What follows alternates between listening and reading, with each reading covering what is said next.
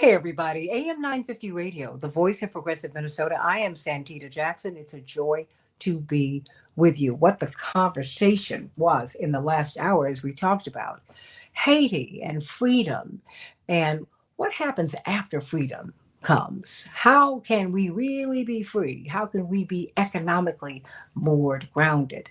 How can we cast off the shackles of colonialism? And that kind of carries over to this discussion as we talk about uh, President Biden's push, his renewed push for Black votes, as he is losing support in the Black community. What is behind that?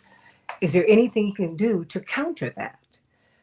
Let's talk about that here on AM 950 Radio, the voice of progressive Minnesota. I want you to go to the Santita Jackson Show YouTube channel so you can put some faces to these voices and participate with the Santita Jackson Morning Stars. Get involved in that conversation. I want to hear what they have to say, and I want you to jump into it as well. And let's go to the Santita Jackson and Friends Facebook page, and please become my friend there and only there. At Santita J is my Twitter handle, and I want you to become my friend there. Oh boy, we've got a lot to talk about today. What about this $14 million that is now being put forth by the Biden campaign to push for Black votes? I've seen Black media figures on television this week talking about their having hosted him on their shows. Interestingly enough, President Biden, the invitation was offered to the president to speak at Morehouse some time ago. And of course, Dr. Malveaux, the president emeritus of Bennett College, we all know that really ferreting through all of this, all of these invitations and really trying to prioritize them, because it is all political, it can be challenging. But a lot of people wondered, okay, is this political? Of course it is. Of course it is. And there's nothing wrong with that. The question is, what do you get out of it? Okay. Okay. That's what you get out of it. So we got a tremendous panel to talk about this. Wisconsin State Representative Lakeisha Myers. Wisconsin is at play. What's going to happen there? What are you hearing in Milwaukee? Okay. Of course, Reverend Dr. Todd Yeary, Esquire, from the National Leadership Team of Rainbow Push, senior pastor of the Douglas Memorial Community Church. You're in Baltimore. You're also, a lawyer with a growing esteem. You're all over the country. You're hearing people talk. What are you hearing? Dr. Julianne Malveaux, President Emeritus of Bennett College for Women. Indeed, they've been at the center of our freedom struggle as long as they've been in existence. Mm-hmm. And we thank God for your ushering that school through a period that, quite frankly, if you had not worked as hard and as smart as you had, we might not have been at college open today. And we thank you for that. We thank you for that, because they were in real trouble when you got there and you pulled them out. And of course, the past national president of the National Bar Association, the largest and oldest Black bar association in the world. You see her on Court TV as a legal analyst. She's also the chair of Rainbow Push, and Dr. Malveaux is the co-chair of Push Excel. So there we go. And of course, we've got Attorney Anastasia Sanat, who is the president of the Haitian American Lawyers Association. Please give a holla to HALA, HALA. Is it il.org? That's how you can get people can support you, yes? That's correct, HALAIL.org. And of course, later on today, Dr. Malveaux, you can be heard on WPFW. At WPFWFM.org is my Monday morning 9 o'clock gig. Eastern. We will be talking about the NAACP's recent report on voter suppression. They've gone state by state to look at some of the things that have happened, and I'm excited about that. We're also in pledge drive. And so if folks want to, Pacifica Radio is a public radio. And so we don't have any corporate anything.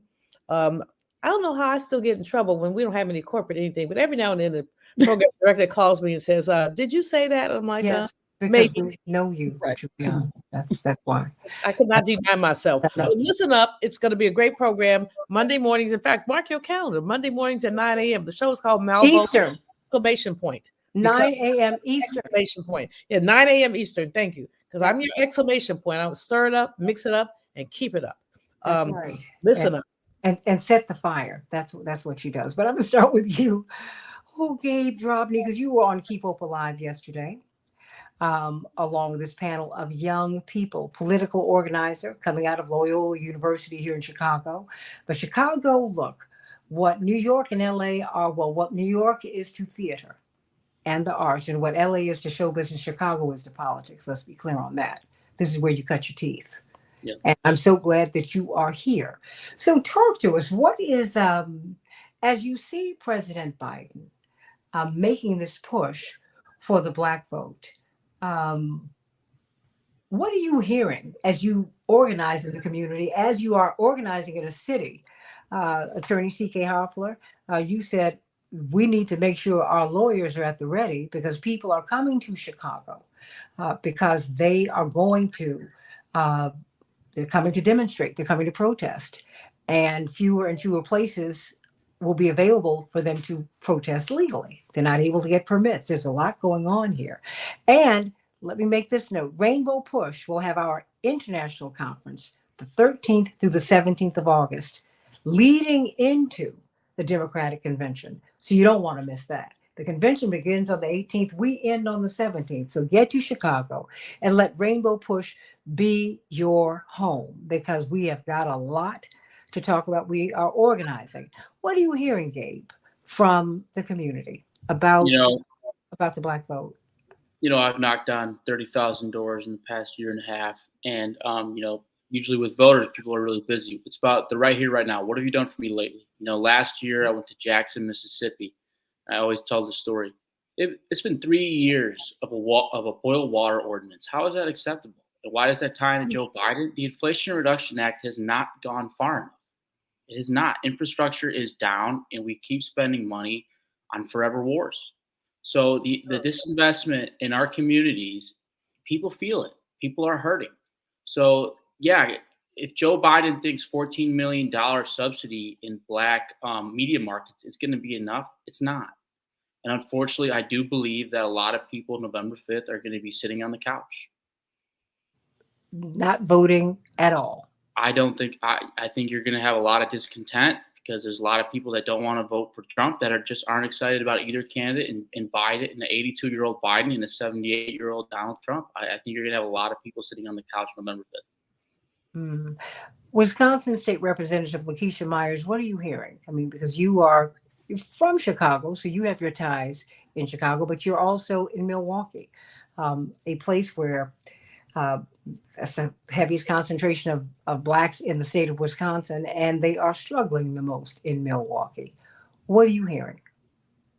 Well, I'm hearing kind of dual scenarios. Similar to Gabe, I think a lot of people are not enthusiastic about who we have as candidates. But I think older people, voters, folks, 45 plus are like, okay, well, these are the choices that we have. We need to go with the best of those choices, and they will go and vote for Joe Biden. I think a lot of our college students have started to wake up and engage themselves in the process. We had the encampment protests that happened at the University of Wisconsin-Madison, UW Milwaukee, and across the state regarding the issues with Palestine and people looking at that as a key election issue. And I think you start to see some bit of bend possibly on the Biden camp, not enough. I don't think yet to really engage those folks and have them really be invested. We've had our DNC for the convention, our representation. We're doing that delegate voting process. The last of those happened earlier today. So there was a big push to make sure that we had people that were pledged by delegates for Biden or were not uninstructed delegates.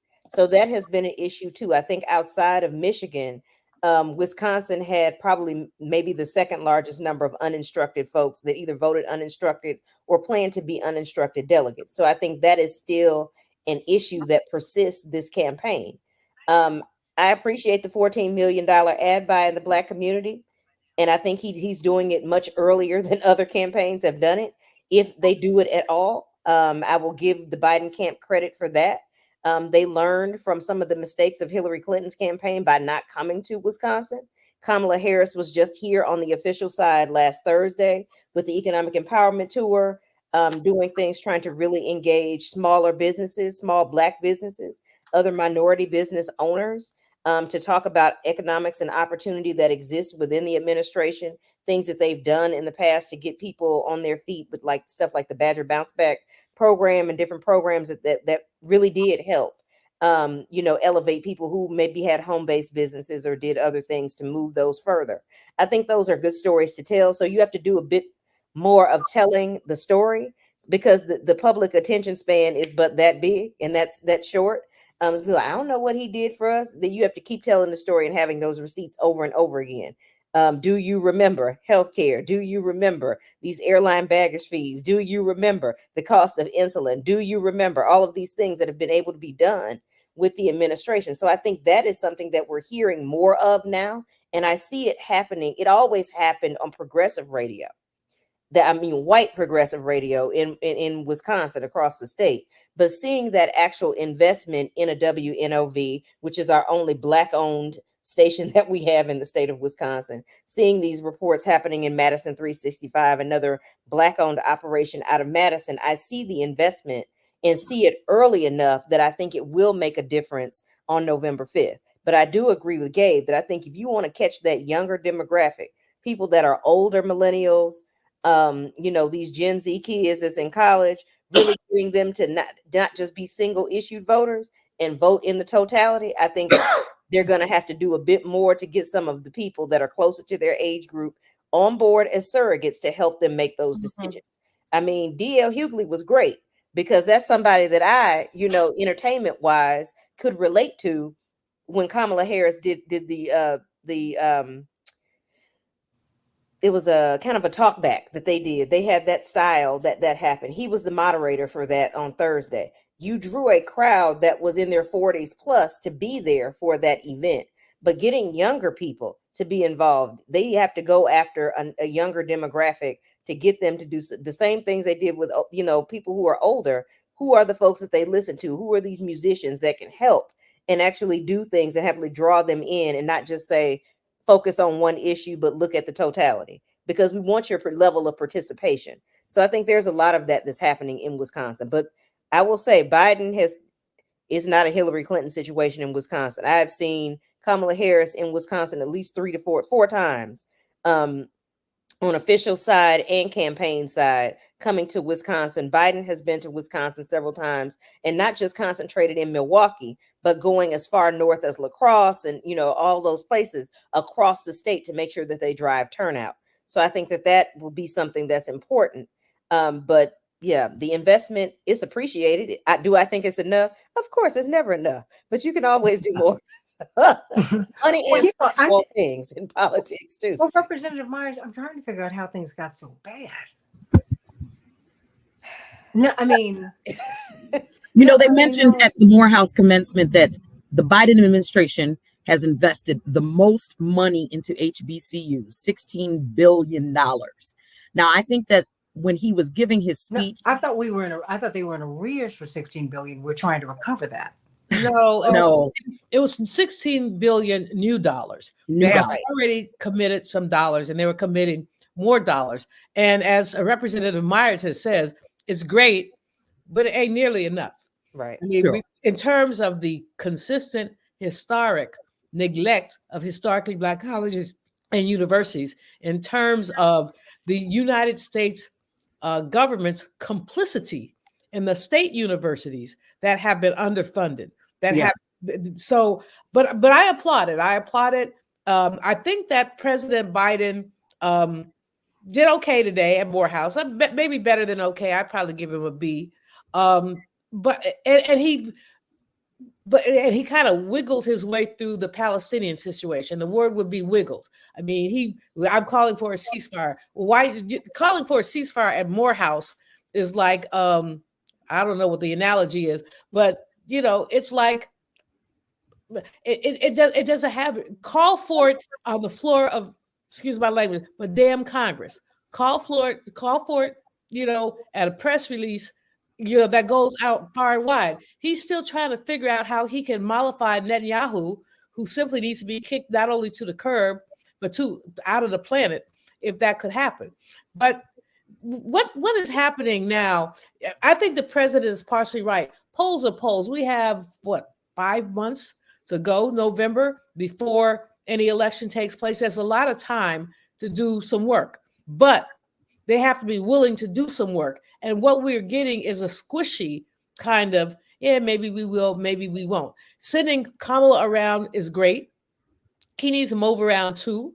I think when he has been public, like the talk he did on I think it was Friday or Thursday, he was excellent. But I have the privilege on Friday of being home, that's San Francisco, and spending some time with Willie Brown, who all of you know is like the dean of California politicians. And the sister who had me out there, she said, Willie wants to talk to you. So we're sitting just chopping it up. And he said two things that I would share.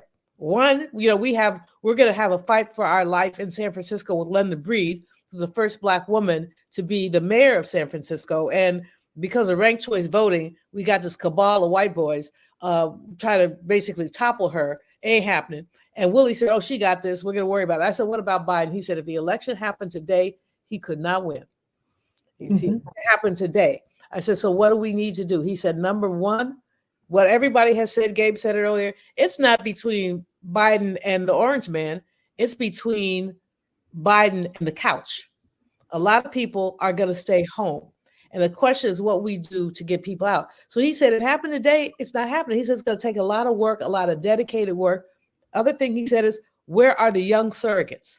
Where are the young surrogates? So we need not, all of us, we old and over the hill and all that. No. Well, not Gabe. Huh? Not well, Gabe. not Gabe, but the rest of it. Gabe is doing the work on the ground already. But let's look at that young brother in Florida who's in the Congress. He's 26, Maxwell. Max Frost. Yeah. Let's look at somebody like him. Even Nina Turner, as powerful as she is, the young people don't feel a connection to her. Some of these HBCU college presidents, get them out there. But you know what? But that's the middle class. And that's the other point. Yeah. I was talking to some young people Friday, actually, and I was about this young brother who told me he ain't gonna vote. He just ain't gonna vote. He ain't gonna vote. I said, okay, baby boy, if you're not gonna vote, I won't talk to you no more. Go away. And then he said, let me say one thing to you. I said, what's that? He said, students get student loan relief. I'm a construction worker. What do I get? See, because that's what I'm saying. One thing, when you're in leadership, you don't have the luxury of saying, I hear you, get away. And I know you didn't mean any harm, but I talked to that 25 and he still wasn't going to vote. No, what I'm saying is most Black folks are not in college. Mm-hmm. Most of us are not. Most of us are working class. That is the truth. And so the question is how and I'm looking at, because I've seen some of the best leadership that ever has been. Got a little bit of Dr. King, got Reverend Jackson, and they resonate with the people. That's the thing. It's not, because Morehouse is lovely. I'm a Howardite. I get it. I'm not mad. But that ain't where most of us are. It's not. You're right about that. No, that's a good point. And it's important because we do have a tendency to look at college educated, college graduates, college assistants, and what are we doing? And what are we doing for unions? I mean, Biden has made some inroads with the unions, but not enough. And the unions need to be pushed about what they're doing for us as Black people. So I'm saying, yeah. So I'm talking about when you are walking down the street, that's the disconnect, and that's what I'm hearing. I'm hearing that as a disconnect. I wanted to go to Anastasia. I'm saying no, because you are in the middle of a community, State Representative Myers, where you're seeing Black folks really struggling. Absolutely. But I think going back to something both you and Dr. Malvo talked about was the average person. And you talk about that. I live in a state that 25% of people in the whole state have a college degree. Mm-hmm. That's Black, white, or indifferent. But when you look at how what Black people are making in the city of Milwaukee, you still got people making $15 an hour, and I don't care. You can't survive off $15. That's not No. enough to raise a family, and the rents that keep, our rents are nearing what they are in probably California or DC, depending on where you want to live. So people, that sticker shock is getting real for a lot of people. Our taxes are consistently going up. So I think one thing that Biden needs to do, and in his camp, they need to draw the parallel between not just voting for the president, but voting for the people in the state house who still can screw up your life. Yeah. Because The bottom, the bottom when of voting. yes, don't leave the people who are in the state house out and say, oh, I voted for the president, because the dollars don't always get to us directly. Community development block grants end up going to the city of Milwaukee, and then you got people down there fighting at the common council acting a fool, and you still don't get it. Those infrastructure dollars that Gabe talked about, how long has it been for them to get directly to the people who need them to actually impact their everyday lives? You talked about unions. Most of the unions that exist in the state of Wisconsin, their union training facilities are not on the bus line. Their union training facilities are in the suburbs, predominantly white communities. They go to white high schools to solicit and get people to work union trade jobs. And all the public school students that we have in Milwaukee Public Schools don't get that opportunity unless they can get themselves there. So it's a lot that could be done. And I think she made a good point about that union piece, making sure, put pressure on the unions to give something more to the community. That's something that we could be advocating for. Well, let me move this around. Attorney Anastasia Sinat, you were starting to say something, and I want you to be able to say your piece. Well, we've changed it so often that I wanted to make sure that people understood, right? That when we're talking about Joseph Biden and how he's trying to reach out to the Black community, I think it was a good step forward for him to appear at the commencement. At least they knew they were going to be in the national spotlight, because I don't know what soundbite's going to come out from the media that really rings true. But what I do know is that he's at least making inroads. When we're thinking about how do we get young working class people out, like we have public transportation in Chicago that's a little bit more robust than Milwaukee. Sorry.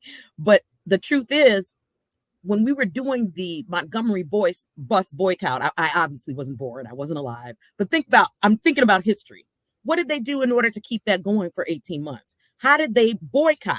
They boycotted because they connected themselves. They got together, they united, they carpooled, they did all of these things. And I think when we're thinking about what do we need to do to get on the ground, that's the kind of mobilization we need to do from within the community as well.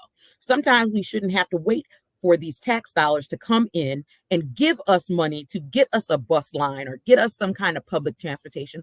Sometimes we have to create these things on our own. And if we want these opportunities to exist for our people, we're going to have to actually put in the effort, put in the work, put in the groundbreaking work. My other point that I wanted to make about is all of those people that want to sit on the couch.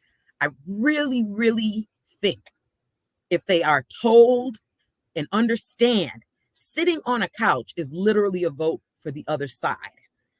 It is not a vote in favor of your benefit. It is literally a vote for the other side. It is imperative that you get out of your house, off of the couch, and make a determinative vote in your favor. I'm not advocating for or against Biden, but at this point, you have to advocate for yourself. And you cannot advocate for yourself when you're thinking about all the 435 representatives that are currently on the ballot that have to be reelected. You're not just thinking about the president. Think about your, representatives, your legislators, your lawmakers. All of those people are on this year's ballot, not just the president. If you sit on the couch, you're ruining just yourself. You're not ruining anybody else. You're not making a point to hurt a man that's already rich and been rich for years. What you need to do is think about how you can improve yourself. So you got to get off the couch. Well, I think that we have to be very clear on when we say, Reverend Dr. Yuri, about getting on or off the couch, that people are not just lazily sitting on the couch. And you didn't. Oh no, I think it's a protest. No. I'm not inferring it. Yes, it's a protest, because they're not just doing that; they're moving in another direction. So let's be clear on that. I've talked to too many Black men who are moving in another direction, and they will tell you chapter and verse why.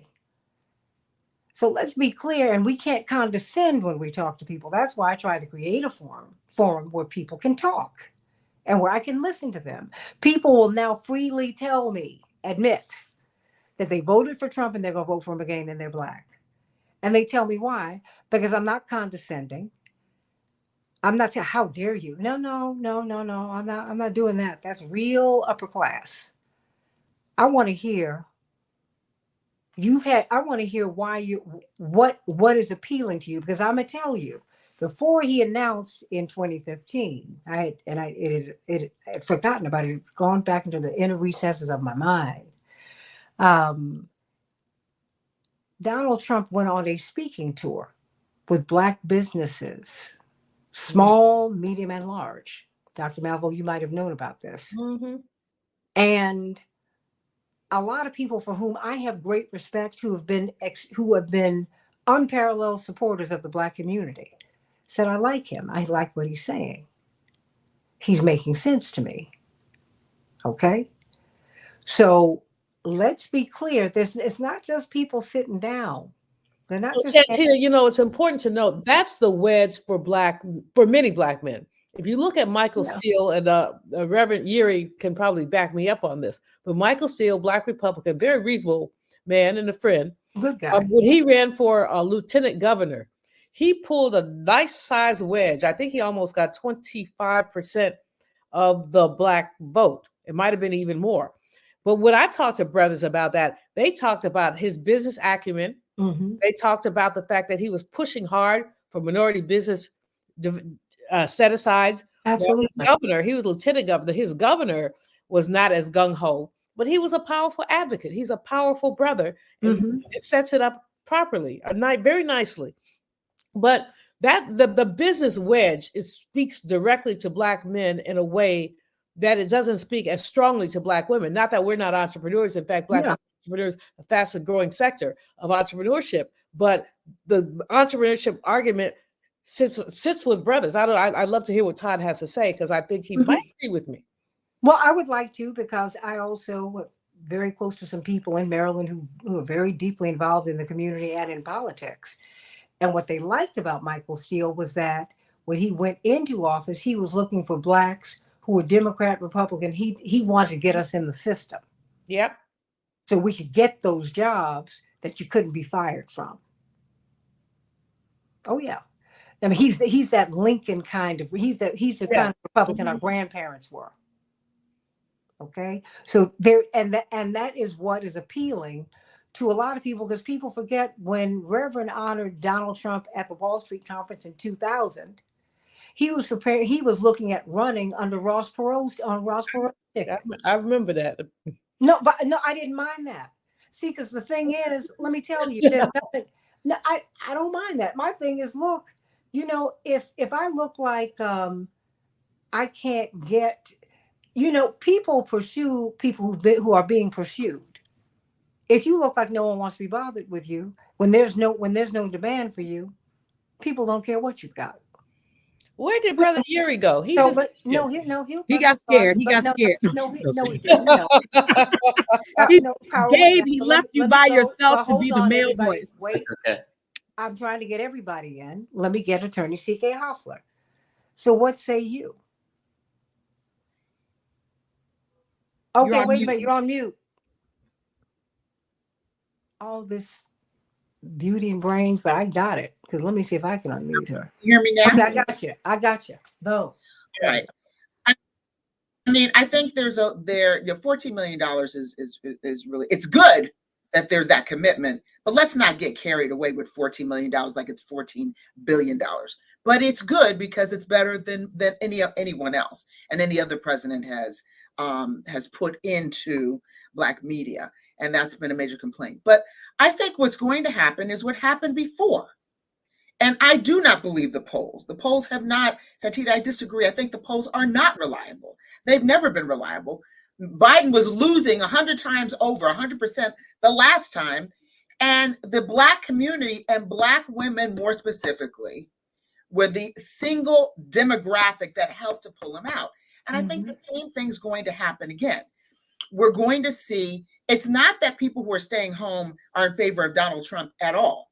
It's not really that. It's not really that we are seeing a shift and a move like some people are predicting of Black people moving towards Donald Trump at all. I don't think that's it at all. That's what I'm hearing. And I mean from people who don't have formal education to people who are highly educated. It's just that before in the 2020 elections, some people held their nose and voted for Biden because they felt that he was a better candidate than Donald Trump. This time around, those same people are going to hold their nose and they're going to vote for Biden. But there is a different dynamic, and that's the war in Gaza. And so for me, what Biden has got to do, and I have to be really clear, Biden has done what every single president of the United States in my lifetime has done. So there's no new foreign policy in terms of the United States. Biden is merely continuing U.S. policy our foreign policy as it relates to Israel. The difference is what we might perceive as a genocide or annihilation of Palestinians. That's the big difference that we're seeing in strong numbers this time than before. And Biden has made statements that no other president has ever made as long as I've been alive as it relates to Palestinians and as it relates to Israel. But many perceive it's not enough. There must be a ceasefire. Many perceive that. And that's why young folks are very engaged. So what Biden has to do is what he's slowly kind of sort of getting there, maybe kind of sort of slowly, maybe to some degree doing, is taking a different position on the war in Gaza and putting his money where his mouth is. And and to do that, if he does that, let's be clear, he is fighting the precedent of U.S. foreign policy for as long as I've been alive. Even the age I lie about and say that I am and the age that I am, whatever it is, whether the truth, the age, whatever, that has been U.S. foreign policy as it relates to this conflict. So I just think when we put it all together, people are going to continue to hold their nose. Biden he looked old before, he looks older now, but there are some things he's done that are quantifiable. The word just hasn't gotten out there and it hasn't been consistent in terms of the communication of that. No one is talking about what Donald Trump's position is relative to the war in Gaza. So if anyone believes that he's going to take a dramatically different position, they are just dreaming. They are simply dreaming. He's going to support Netanyahu just like he supported Putin. So I think that people are not saying necessarily Donald Trump is a solution. They're just disgusted with their options right now because this war in Gaza is real. The impact on our citizens and the way that people feel about it, whether you're on a college campus or just sitting in your room, in your home, not in college, just watching this, that's real. And so I think that that's going to be a game changer. But when Donald Trump's real position surfaces and it's tested, that's going to be a wash. He is not going to be out there saving any Palestinian people. But Biden isn't either. I mean, the fact is, let me kind of push back a little bit because he did send $1 billion more. And the fact is, after October 7th, the munitions industries had their board meetings, and the board meetings transcripts were leaked. They said, we're about to make a lot of money. This is sad, but we're going to make a lot of money. The fact is, we're making money off of this. So because presidents typically do what the oligarchs tell them to do, that's why policy ain't going to change. He's changing his rhetoric, but the reality has not changed. And only thing I see, CK, and I hear you because we've gone back and forth about this, and we will, because this is not something that I'm hoping. It's just as I'm listening to people, and I don't just talk to kids in college. I'm talking to folks. Me too. And that's what I'm saying. The bottom line is going to be like last time. That's I don't know because you know what's different. You know what's different about in Atlanta. I hear you. What's different about this time is that the American narrative on Israel has completely changed. It has. But I said the bottom line, Santita. Yeah. Not that the narrative hasn't changed. Of course it's changed. Yeah. Of course it needed to change. Of course everything, all of that, yes. But I'm saying the bottom line, at the end of the day, the rubber meets the road. You got two candidates. Forget even Trump's legal problems, going to jail, not going to jail, forget all of that. At the end of the day, I believe that people are going to hold their noses and they're going to say, they're going to turn out. The people who are sitting at home right now, they're angry, they're mad, they're disgusted, and they have every reason to be. Don't get me wrong, but at the end of the day, I believe there's going to be a Biden victory ever so slight, because the alternative, once again, and this is why people are disgusted and want to stay home, the alternative, whether you look at the question of Gaza, whether you look at immigration, whether you look at civil rights, whether you look at human rights, and on and on and on and on, is not going to be better for the vast majority. I'm not arguing that point. I'm just saying, if you don't talk about Robert Kennedy, that ain't gonna do nothing. No, That's gonna take away some votes. Robert Kennedy's gonna take away some votes from Biden. That's the bottom line. Okay. He's going to take away some Trump too.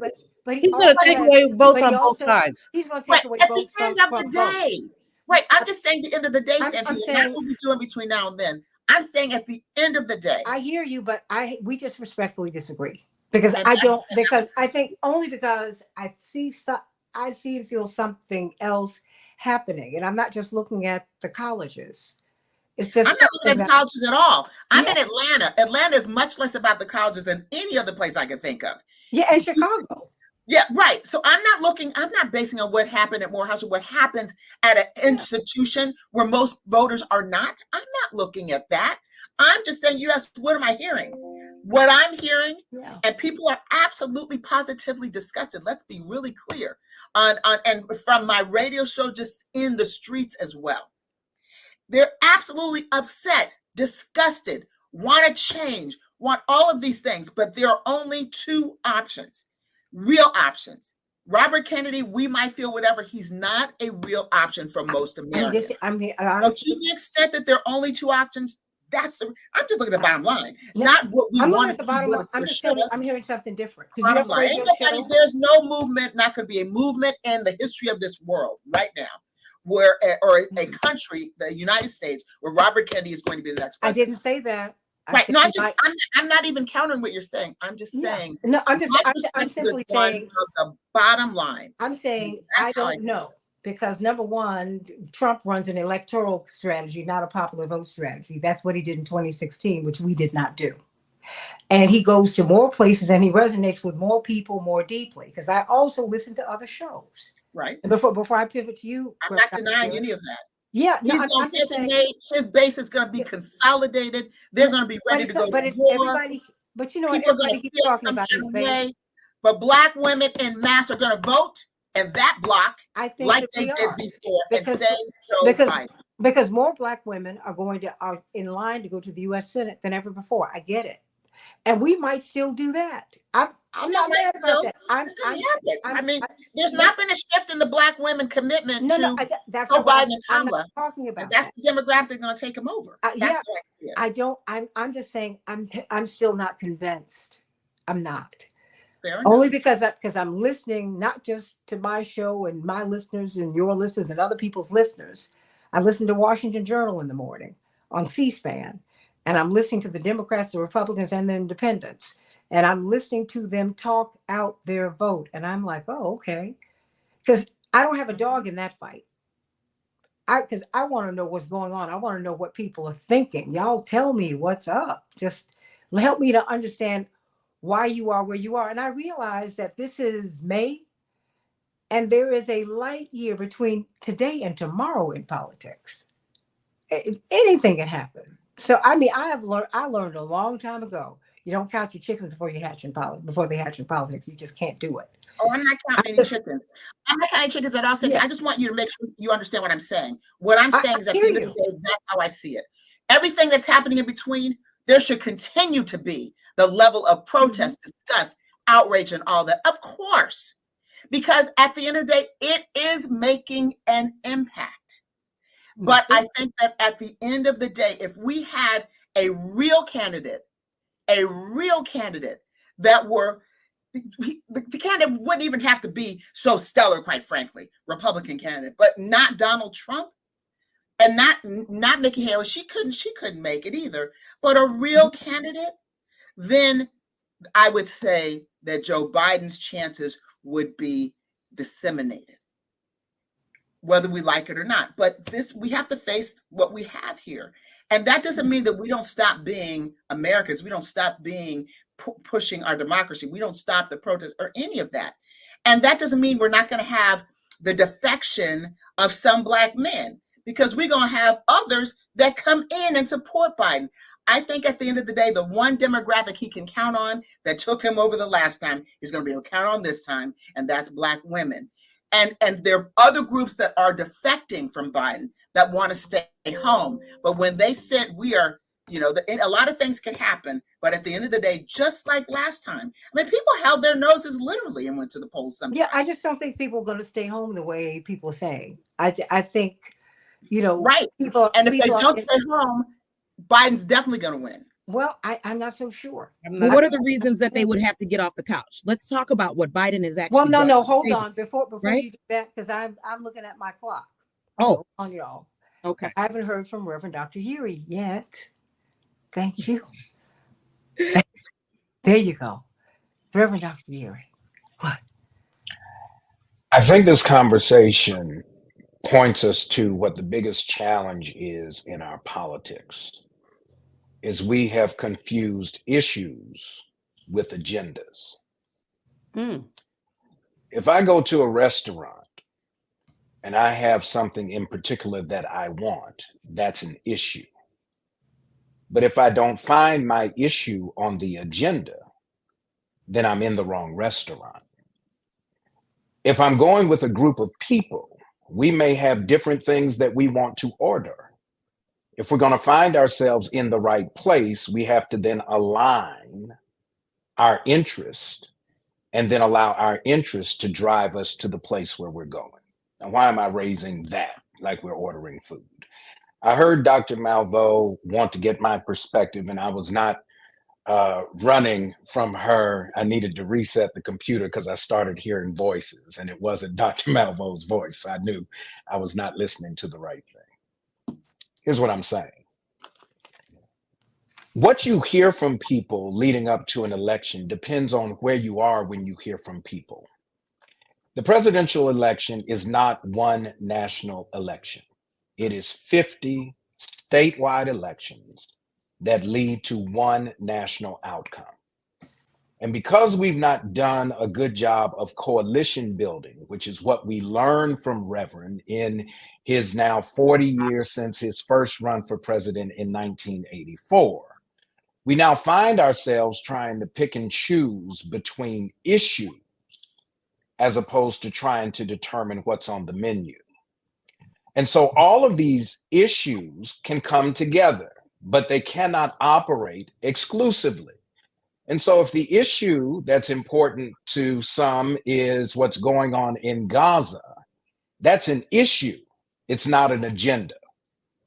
If there are interests around economic empowerment, voting rights, educational opportunity, addressing the wage gap, addressing the wealth gap, all of those are issues on their own. They do not make an agenda.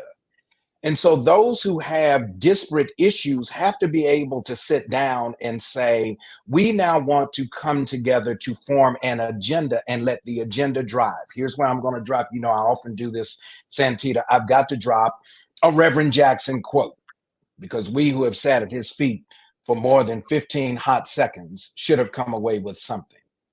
Reverend Jackson says, you don't get what you deserve, you get what you negotiate.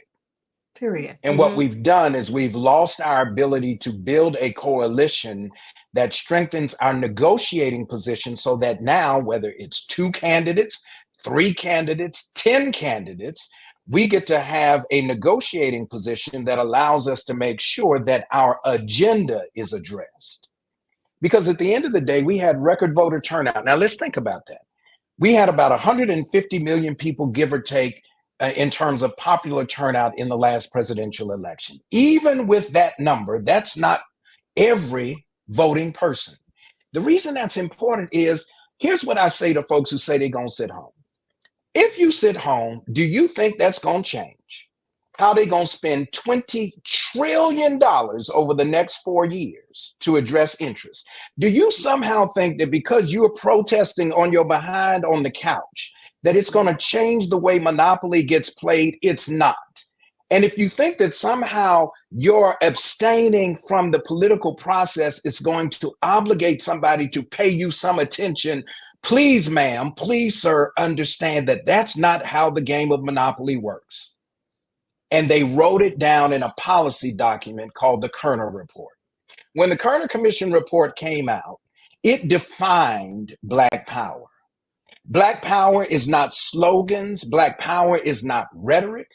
Black power is political engagement, demonstrating the ability to swing the outcome of an election when you know you may not be the majority of the voters. You're the decisive bloc. That's why we should expect Joe Biden to have a conversation. I'm waiting to see if we're going to leverage our ability. When is Trump going to have the conversation? Not because it's an issue of Trump, but there are two party conventions that are coming up this summer. We talk a lot about what's going to happen in Chicago. What's going to happen in Milwaukee? Because just in case Trump wins, we got to have an agenda that Trump has to respond to. And when we go down the issues, when we look at what's on the menu, I ain't hearing what the Republican Party is trying to serve us, except they're challenging Biden. This is the last thing I'll say. Ronald Reagan was 69 years old when he was elected to the presidency. He was 73 at the time he was reelected. And what we found out after his presidency, he had a level of senility and some actual cognitive lack of function where Nancy was helping him make decisions. We are arguing about who amongst the oldest two people might become president. At the end of the day, if the president can sign his name or make his mark or her mark, they still the president until you get them disqualified. And so if we don't get this straight, I just need to know, can the dude write his name so that when he signs the legislation that needs to get ratified, when he passes the budget that needs to address my issues, is my agenda on the table? If it's not, then we can argue about the flavor of the day. We got what we got. Somebody's going to be president, and $20 trillion between 2025 and 2024, 2025 and 2029 is going to get spent. The question is, are we going to get our portion of that expenditure to address our issues as part of an agenda? We keep arguing for items. I'm not arguing for appetizers. I'm not arguing for salads. I need a menu.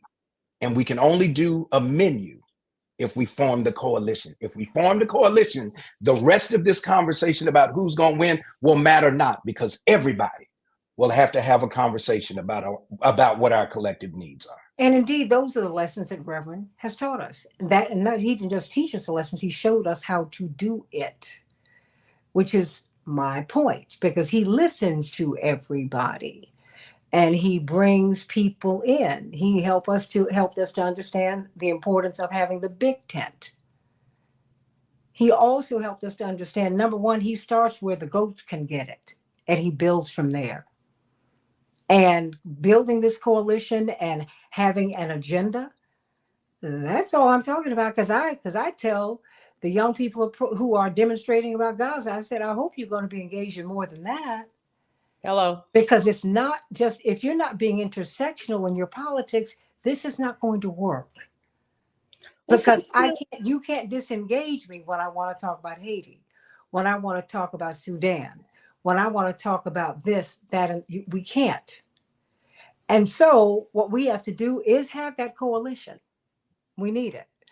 And I'm hoping that we'll begin to do that with all of this new energy that's in the zeitgeist. I'm hoping so. So everybody, a coalition might take a hit with Jamal Bowman. He's in jeopardy in New York. That's going to upset a lot of people if Jamal Bowman loses. So, I thought in terms of the inside play, if Jamal Bowman loses, that's going to be a big hit. And I thought Elizabeth Warren should have dropped out and propelled Ayanna Pressley to the U.S. Senate seat. Absolutely. And I want 20 seconds from everybody. I gotta quick out. Wisconsin State Representative Lakeisha Myers, real tight. I agree. The point is to get people to vote and not sit on the couch. I think that's the biggest point that all of us have made repeatedly. That if you're not in the game, you can't even. There's nothing else to say. We need you to actually vote. So I would tell and encourage everyone to do that. If you don't have a seat at the table, you're on the On menu. the menu, that's it. Dr. Malvo, WPFW, later on today, 9 a.m. Eastern Standard Time. In fact, you're pivoting off of this show to get to yours. 20 seconds, tight. It's not about getting people off the couch. It's about giving them a reason to get off the couch. I mean, basically, we've done all the GOTV. Reverend Jackson has taught us well. The hands that pick peaches can pick presidents. But here's the thing. What does it take to get an 18, 19, 20-year-old, or a young brother I was talking on the street, what does it take to get them out? Smarter people than me will figure it out. But right now, we haven't figured it out. So what we get is this malaise, this indifference, this I don't know if I'm going to vote or not. I mean, Gabe probably could do this. He's closer to that generation better than me, but even people in our generation. I mean, CK, you talk about the Black women, and Black women will make a difference, but there are some Black women who are also kind of sick of this spit. We're like, okay, I'm just out. Biden is old, but guess what? He's not out. Trump is old, but he also crazy. I mean, I'll take old, but old and crazy. So what we have to do is how do we motivate people to be passionate about this? Not indifferent. I guess I'll go vote, but passionate. Absolutely. Attorney Sanat, 20 seconds, tight, please. I think one of the things that we talked about is getting off the couch, but what is the reason to get off the couch? I think some of the things that we've talked about here, we want a ceasefire. We don't want it to continue. We do want, in fact, when we looked at the Morehouse commencement, we saw all of those Morehouse men, Black men, African-American men wearing flags of Palestine because that's their silent protest indicating that they want this ceasefire. But there are other bigger issues that we need to worry about, which is the 435 legislators that are on the ballot nationally that we need to worry about. Because if we don't have a consensus of lawmakers willing to put the motion forward, the law forward, we're not going to be able to make it happen. So please get off the couch. Well, I mean, first of all, somebody needs to make the case because people are not don't tell them. It's just like President Obama telling people to get out their house slippers. Don't do that. That's insulting to people. Don't do that. People are not going to sit on the people are angry because they're hungry. They can't go to the hospital. They can't afford rent. They can't afford to buy a house. The University of Chicago is $100,000 a year. Don't insult people. I spent $100 at the grocery store today. I didn't buy any meat. Well, that's what the Democratic National Convention better do out of Chicago. God, they better have a good message. What I'm saying to you is most people can't do that in America today. And that's a horrible thing. I mean, Biden has been trying to lower the expenses for families, working class families. I've got to get out of here, Oh, sorry. Attorney C.K. Hoffler, 20 seconds, tight. Vote, vote, vote. We have to get people to get out to vote. I mean, that's really basically it. At the end of the day, I still maintain there's going to be a holding of the nose. But people have to have a reason. I agree with everyone to get out to vote, but they must vote. And I think the young people should be the focus because a lot of the older people have made up their minds one way or the other. Okay, Reverend Dr. Uri, 20.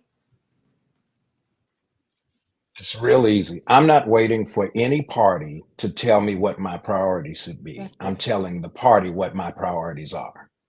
That's how we got to play this game. If we get the coalition together, the politics will change.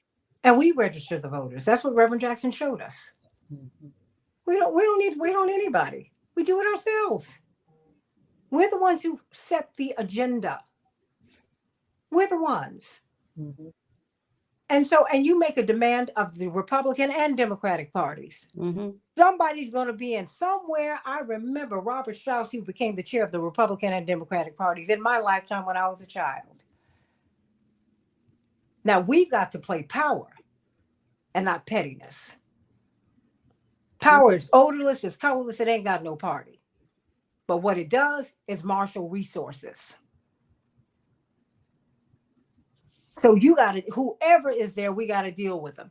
Whoever is elected into office, whether you voted for them or not, they represent you. And they need to know you. That is what white folks do. They don't disengage on that, and we cannot afford to disengage. Poor people of all colors, we can't afford to disengage. We got to be engaged. You need a seat at the table. The seat is yours. Get off the menu. Bring a folding chair. No, look, let me tell you, and you look, get your seat. Yeah, Shirley Chisholm said it. Get your seat.